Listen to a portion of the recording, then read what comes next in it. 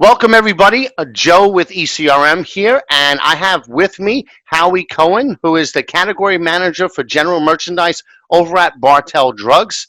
He was a participant in our recent virtual pet session that we held earlier this week.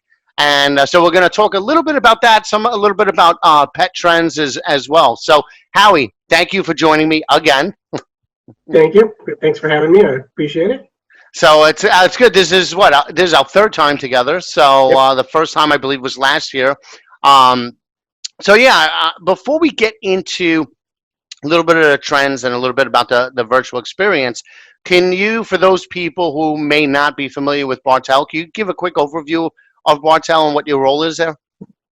We are a regional drug chain based out of Seattle. So, it's a family-owned company. It's been in the family for 4 generations now. Generation 5 is a little tiny baby, and she's adorable, but 4 generations of family running the company.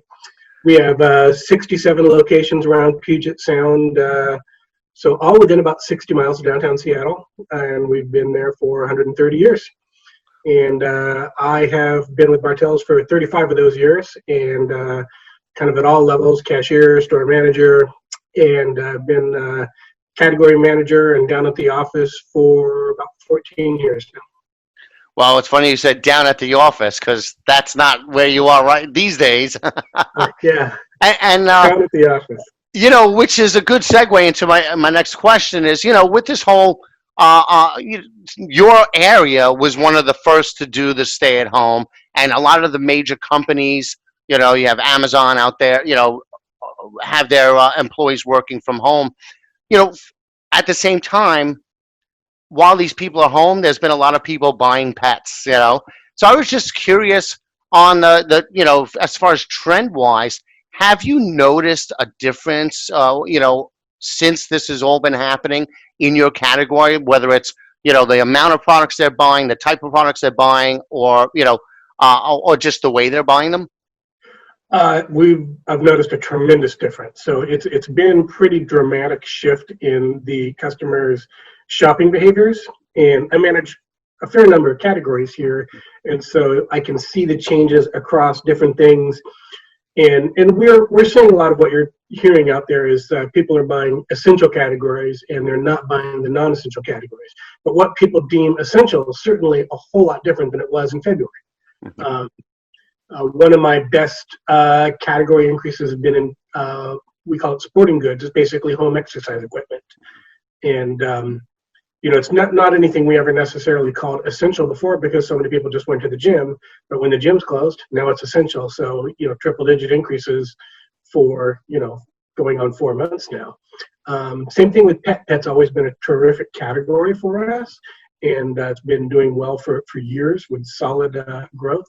But since the virus hit, it has ramped up pretty dramatically, and it's stayed up. So we've been having solid increases every month since really the beginning of March. And January and February were okay, but just okay. And then March really took off, and it stayed there since it hit. And that's through the cycles. So March, when things started becoming sort of hectic and moving really quickly in March, where the realization of this spread and how quickly it was growing was hitting everyone, and everyone starts taking steps to react to that. And that's when you saw the panic buying on toilet paper and panic buying on food. We saw the same panic buying on pet food. Pet food surged just like any other groceries did, just like toilet paper did and cleaners did. So huge spike in pet food purchasing in March. Really didn't do that much of a spike on supplies. You didn't really see it necessarily in puppy pads or toys, but the food and the treats just through the roof in March. In April, the stay-at-home orders hit. So pretty strict stay-at-home order here in Washington. And so the store traffic dropped off, massively from the March peak. From everyday levels, it was down a fair amount on store traffic, but what the behavior you saw is people would get more in the basket. So they were much more deliberate trips. They'd come in and they would really stock up when they were out in the stores. And so we saw that again with pet food. It didn't really drop off that much from March because even though there were fewer trips, they were still buying bigger baskets and getting more things. And if they were going to try something new, they'd put it in the basket while they were there in the store. So the volume has stayed there even as the traffic has been impacted by the stay-home orders. Gotcha. What about pet toys and accessories? I know like for parents of humans, toys have become pretty essential to keep their kids occupied. Is it the same for pets? It's the same. I would say it's not to the same degree that it is for humans. A large part of my life right now is dedicated to tracking down orders of puzzles and board games. But the corollary for the pets, we definitely saw an increase in pet toys since the virus hit, just not as dramatically as we saw with food and with treats. But we definitely have seen an increase with the pet toys that we have.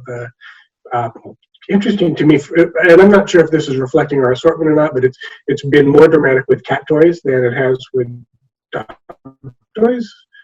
Both are up, but cat's been a little stronger. So I'm not sure why that is, but interesting. I might have an idea because I've been watching a lot of these virtual meetings and, jumping in and out, of the ones that are happening. Plus, we have a lot on our staff too. And it seems like the cats are much more distracting than the dogs. The cats are always jumping up on their desks. And I've been snapping pictures of our team members with like cattails, like right in the middle of their face as they're walking back. And the dogs don't do that, but the cats do that. So maybe, and this is just my theory here, maybe it's, a lot of these people are trying to distract these cats and keep them off of their desks during these. That could be. When I close the door to my office here to do a meeting like this, generally my cat's reaction to that is to throw her entire body weight against the door to let me know that it should not be closed for her. So wow, that's pretty cool. I like that. I like troublemakers like that. Yeah. Last year, when I met you for the first time and had you on my panel, you were just getting ready to start with Pet CBD. Mm-hmm. Now it's a year later. How is that going? Or, what's happened with that? It's been a great addition to the category. So it's a solid kind of week in, week out performance. Mm-hmm. I think what we're finding is we're sort of finding our way with the right mix of products and the right mix of vendors. Mm-hmm. So that's been sort of constantly changing over the year. Vendors consolidation, you're starting to see that now, and I think the economic impact of the virus is going to very quickly shake out a whole lot of vendors in the category. So we'll see a lot of consolidation there, and you'll get down to a much smaller group of important players in that category. Mm-hmm. For us, it's just been finding that right assortment, and it'll continue to evolve. But for me, it's the mix between biscuits and soft chews and tinctures and balm, all the different delivery methods that we have on the shelf, and then really the seasonality of it too. So you, like everything else, you get a lift in the holidays. We had a lot of messaging at the holidays around dealing with the stress of the holidays. That will be even more true this year with all the virus worries on top of that. If it's still prevalent in fourth quarter, how do you do a family dinner, things like that? There will be a lot of added stresses that CBD will definitely be one thing people turn to address that, and for their pets as well. So you have the seasonality there. The thing that surprised me the most, and I pushed to sort of prep for it and play it up, was how big July 4th was. So July 4th is the Christmas of the pet CBD world. So the volume there caught us off guard, I would say. And that's going into it thinking we're prepared, this is going to be a big deal, let's get ahead of it. It was still bigger than we expected. So we'll see how many fireworks are going off this year. I think there will still be plenty, maybe even more without big central displays. You might have more neighborhood displays. It'll impact pets more. So it's coming very quickly here, the Christmas of the pet CBD world. So be ready. That's right. I remember watching my aunt's dog he goes into, they have a walk-in closet, and he like goes in the back of that closet when stuff like that's going on. So Yeah. I can definitely see how far in advance before 4th of July does that start peaking? It really starts about a week out before it really gets noticeable, Hmm. but it's like everything else for seasonal. People always think they're prepared. You know, you always have that one weird friend that announces on October 2nd that they're done with their Christmas shopping, and I don't know how they do it. But with Pet CBD, it was July 3rd and July 4th. Those were the huge days. Oh, Those 2 days were about 40% of the volume for a 2 week period. wow. Okay. But yeah, people, I'm a last minute shopper myself. It's like the week before, 2 weeks before Christmas. That's me. So, Yeah. It's like Christmas, gift cards on December 23rd and December 24th. That's what the Pet CBD does on July 3rd and July 4th. so what about now? We were talking about pet before, but what about some of the other general merchandise categories? You mentioned the sports products. What about like kitchenware or other types of things like that? Yeah, well, the obvious ones are cleaners and toilet paper. Household papers through the roof, and cleaners are through the roof, and everything's on allocation. So getting product is a challenge, and trying to be a little bit scrappy and find alternate sources for products has really been the way to win at that. And we have like local wineries here in Washington and distilleries that converted to hand sanitizer. So I have these beautiful wine bottles full of both a surface and hand sanitizer that are selling terrific and supporting another local family-owned winery. And same thing, you mentioned toys earlier, so puzzles and games. Trying to get puzzles, it's like toilet paper. It's the demand is off the charts. Everybody's allocated. Trying to find people that really have product and can ship good product has been a challenge. And housewares you mentioned, so anything for home cooking, home food prep is up. Hmm. And I don't know if this is because we're in the Seattle area, but my coffee supplies are kind of off the charts. So Really? people making coffee at home, all small appliances are up. We sell SodaStream. SodaStream has been extremely strong. And, people at home more going through a lot more carbonators and gas. But the coffee supplies have been terrific. And, something as simple as Melita coffee filters been allocated and, difficult to manage inventory, but we've been able to stay in stock pretty well. Well, we do have a toy program, so I'm guessing puzzles and games are probably within that one. So so what about, and you guys work with Instacart, right? Oh, Instacart, and then we also deliver through Amazon Prime now. So both two different home delivery options with same day delivery, and they've both been terrific. So the demand has gone way up on that, and the big challenge there has been out of stocks and substitutions. When someone places an order for Lysol wipes and the system lets it go through, then you have an issue just because they're generally not on the shelf. So there's been some challenges in the really high demand products, but the overall volume's been fantastic, and they're putting pet products in there too, and toys, ordering puzzles. It's been great. We brought in some homeschool supplies as well when schools shut down in March. So we brought in an entire selection of homeschool. We actually had a planogram all set to go in a couple months later, and we just moved it up by a few months. And so it was a great thing to do. It was extremely popular, solid line of products, and we put them all on Instacart right away, and been very popular products for home delivery. Well, that makes sense. I mean, everybody's been forced. I think there's two things there. One, like everybody was forced to work from home or, learn from home.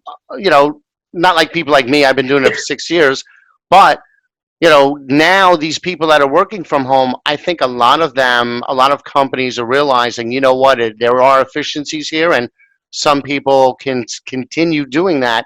I know we're going to work, our marketing team is going to work from home a lot more, even once this is passed. And I think that's going to happen in more cases. Do you see that happening? We see that too. Every supply chain meeting I'm in on right now predicts this to be ongoing for some time. And most people are saying that the likelihood is there is a second wave that's already in progress, Mhm. and it's going to depend on how people react to it, but more than likely people are going to extend stay-at-home orders. Our office, our stay-at-home request has been extended through Labor Day now for us, so the office is open for needs if you need to go in there with all the various social distancing guidelines in place. But the request is for people to work from home through Labor Day now, and then we'll reevaluate at that time. It makes sense. I mean, why take a chance that you don't have to if you're still getting your stuff done the way things are right now? Yep. And for the most part, you can do everything you need to do remotely, so it's not too bad of a setup. Yeah, well, speaking of that, so how has the remote thing impacted your role, your day to day? Have you adapted easily, or? It hasn't been too difficult for me.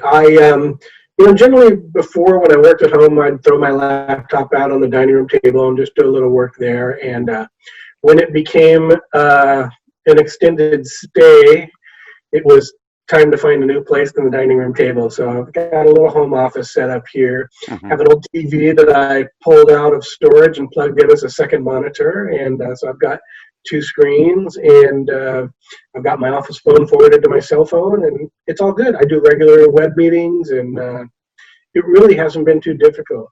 And my favorite part is I'm a bit of a vinyl junkie, so I've got my record player on my desk too, and I can't play my records at work in my cubicle. So I'm really enjoying that aspect of pulling out some vintage vinyl or some new vinyl and listening to it while I'm working. That's my favorite That's part. very cool. Well, for all the youngins out there, by vinyl he means those old records. That's the way we all used to listen to music. With these big 12-inch discs, looks like a licorice pizza. It's amazing. That's two iterations ago, right? You had the CDs and then the vinyls. It's funny. I brought up something during the meeting today, where we were talking about transitioning of brand names, and I brought up John Mellencamp, how he did the transition from John Cougar, then it was John Cougar Mellencamp, and then it was John Mellencamp over like a bunch of years. So it was kind of subtle. And then one of my colleagues who's same age as me is like, I think we need to explain who John Mellencamp is to everybody else who's on the call. So I kind of dated myself with that one. I had an email chain this morning with an executive vice president who shall remain nameless, and he typoed my name and said Bowie instead of Howie. So There you there's go. quite a few pictures of David Bowie exchanged on company email this morning. Oh, I can imagine. Any of the Ziggy Stardust? Several. Cool. So so it sounds like you haven't missed a beat, and which brings us to the virtual session. So last year, you and I were together in person at PET, and then at PET CBD, and now we transitioned to virtual, obviously, because we have to. So I wanted to get your take. What were your initial thoughts? Once we let you know about it, and then how did you work with our guys to get prepared? Well, in general, I'd say I loved it. I was very happy with how it worked. I have done a couple other virtual meetings and trade show like things this week as well, and the ECRM setup by far is best in class. It was really great. So I'm kind of wowed at how you put it together so quickly. So that's just a gushing compliments, first of all. Well, thank you. Preparation was pretty much the same as a normal show, honestly. Really didn't do much difference. Reviewing the suppliers, taking a look through at the products they're going to offer, and really not any different preparation than it would have been for a physical show. Mm-hmm. The meetings themselves, generally what I do is if they had uploaded a presentation, I'd throw it on my second screen, so I just had it in giant, easy-to-read font for old guys. And then I just kind of talk to them and watch the presentation while looking at the actual second screen presentation as well. It was probably about halfway through I realized I could enlarge it to full screen on the window there, which was helpful. But I also like being able to have the second screen open for notes and looking at past notes. Mhm. So that whole process worked well. The challenges, I would say, occasional bandwidth issues with some of the vendors. Had a few people where their video would drop off, but I could still hear them. Wasn't too bad, but it came up occasionally. The vendors that wanted to just hold products up to their camera, that's pretty tough. It's really hard to see on a small screen there, so it's not like handing it across the table. So that doesn't really work as well in the virtual world. Having the products either in the presentation or on uploaded through RangeMe on that side screen where you can look at products on the sidebar is definitely the best way for a vendor to do it, where I can click on that and see it and they can walk me through those, is better than trying to hold it up to a camera. It doesn't really work that well. Yeah, we actually recommend, I did a video with somebody that is sent out to everybody in advance, which is guidelines, best practices for delivering a virtual presentation. And that's one of the things that we talked about was, sure, I mean, you can, hold stuff up to the screen, but some people might prefer a mock-up, like a 3D rendering, so that you can kind of get a sense. I mean, I do hear people say, sometimes it's good to have product on hand just to hold it so that they could see the scale, the size of it. But as far as for the details, nothing beats a 3D mock-up on a screen. So it's one of the best practices, but that we try to give to everybody. And and then when the bandwidth thing, and we've seen it happen, we try to address that in advance by, we do the test runs. Did you do a test run? Yep, did a test run, worked just fine. Perfect. And so we'll do a test run, and then we'll give them recommendations. But you know what? We had 1,600 meetings this week that we hosted. So that's hundreds of computers, hundreds of Wi-Fi networks. Something's bound to happen with some of them. So I think the key is, that's why we try to have our staff right on top of it. So if something happens, they jump in right away. Yeah, I only had one meeting out of 15 hours of meetings that really had any significant issues. And just like you said, staff member jumped in, kind of suggested quick troubleshooting on refreshing the screen, worked just fine. We're back in and back on with the meeting. So it was resolved very quickly. So it was nice to see that help jump in as quickly as they did. Yeah, well, we have a dashboard, and they all see it, and they can see if you hit the customer support button, a flag goes up, boom, they're right on top of it. Sometimes they even jump in beforehand. Like if they notice that there's only one person in a meeting room and it's 30 seconds in, they'll jump into it and just make sure, hey, is your person here? Or they'll go get them, just like at an in-person session. And, that's to your point before of when you mentioned, the speed in which we're able to do this. I think one of the interesting things is that really the process and the format has not changed. We layered the platform on top of it, but everything in the back end that we would do with you prepping and during a session is kind of the same. So now it's just we added the tools to it. So we were able to really focus on those tools. And, I just love the platform. I think it's a very slick design too. And, with the features. So it's a little, it's made for you guys. It's not, Zoom is great, but it's not made for us, our industry, these specific meetings. So what about the tools? Which tools did you use on the platform? The notes and all that? Notes, obviously, I think is the most used thing. So I'll take a fair amount of notes during a meeting. And then I always love, and this goes back to the in-person meetings too, the ability to pull up the past notes too, including notes from other shows where maybe I didn't go, but one of my coworkers went to. And, you get people that, one example from this show, somebody who was in the medical field that moved into the pet field. So I saw the notes from the meeting with the pharmacy team, and I'm like, oh, this is good to see who they've talked to already and what they talked about. I love that ability. So note-taking is number one for me. I really liked having right there on the screen all the information that the vendors uploaded, whether if they've uploaded one sheets or their presentation. I like having that right there on the side screen that I can bring up as needed. So that was pretty handy. And then again, having the product tab with all the products you can look at and request samples of. I did find that was probably the least used by vendors. So some vendors did a great job of uploading products there, and others had it blank. So I definitely use it and would recommend that everybody do put their products in there. It makes it much easier for me if I can pull them up and request the samples there that way. Yes, and that's the thing, in this day and age, the one thing that you cannot do with virtual is touch and feel and taste and smell, but that's the point of the samples, requesting the samples, and you could still do it, you just can't do it there through this. Every pet food category manager will tell you that they've been in a meeting or many meetings where someone has offered the treat to the buyer to try. You can eat it, it's human grade, go ahead, you eat a dog treat.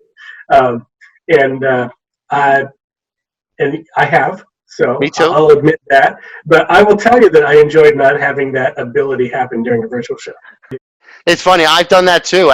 In fact, I believe it was at last year's session. There was a vendor that had pet treats that looked like cookies with, kind of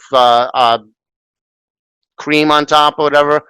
And I tried it, but the thing is that they're not going to be sweet. So I'm sure the dogs would love it, but it just had a kind of bland taste for humans. It's not, they can't make it. But it gives you a shiny coat. So yes, exactly. I shine here. I tend to, it's hotter in my apartment during the day. I'm like, do I need to start using powder like the news people do? And so that's great. And now, since everything. I think that's a key point too, is the fact that all of that information from your previous sessions resides in the system, so you can call it up, and now, and you can access it for your follow-ups as well. So, what about the differences in virtual and in person as far as efficiency now, right? Because you're not traveling, you don't have to travel to and from, have you noticed the difference in there and the amount that you're getting done? Yeah, there's definitely a big benefit for me on efficiency, not traveling. A lot of shows tend to be Central or East Coast, so if I have to go to a show, it's frequently flying to Chicago or Florida or Boston or somewhere on the East Coast. Even honestly, if I'm going down to Las Vegas or California somewhere, it's still hours out of my day between getting to the airport, flying down, getting to the hotel, unpacking. There's a whole day that's generally lost in travel. And for this, it's, I'm going from a normal workday meeting to seconds later to a trade show. So there's a really big efficiency there for me. So I like that. That will give me the capability to do more of these virtual shows than I normally would be able to.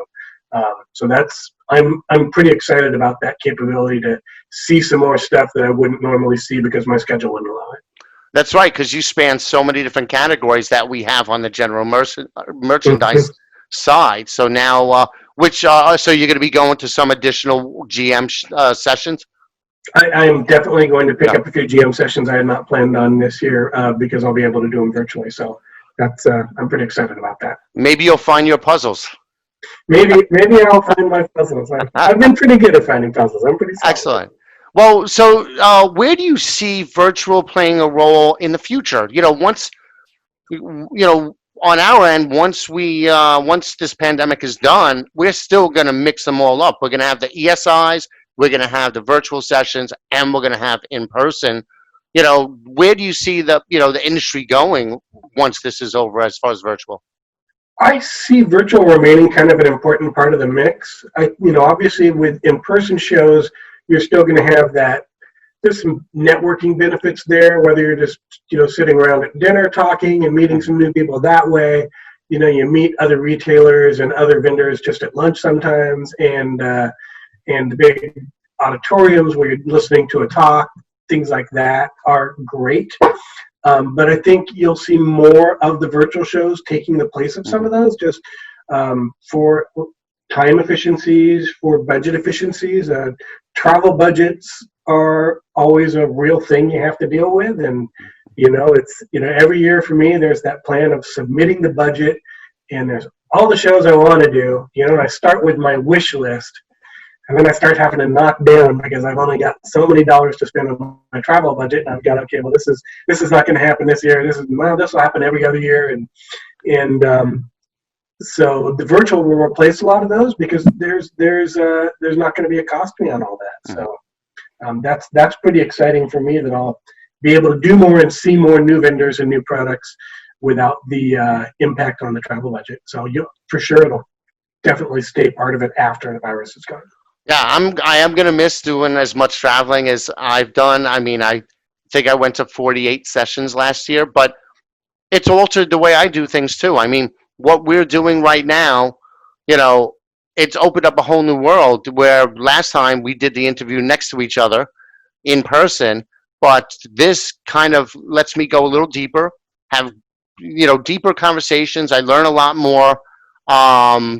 We can kind of, they don't have to be like so on point. We can wander a little bit, which is sometimes where I've noticed that some of the best stuff comes out, and they're fun too. So, once we get back to, that mix, it's going to feel a little weird actually going and traveling again, because I've filled up my days with this and all the, stuff that comes with it.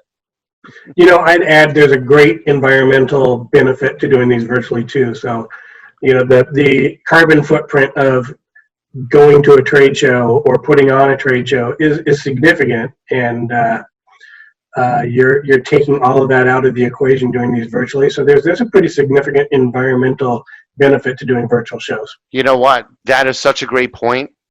When you consider all of the people, all of the flights, all of the logistics of delivering everybody's samples to the sessions, and you add all that up, it's a pretty big footprint for each one. So that is a great point. Plus, on the supplier side, it does give them the opportunity to get exposure to our international buyers. When we do work with some, we have European sessions as well, and there are some buyers, some suppliers here.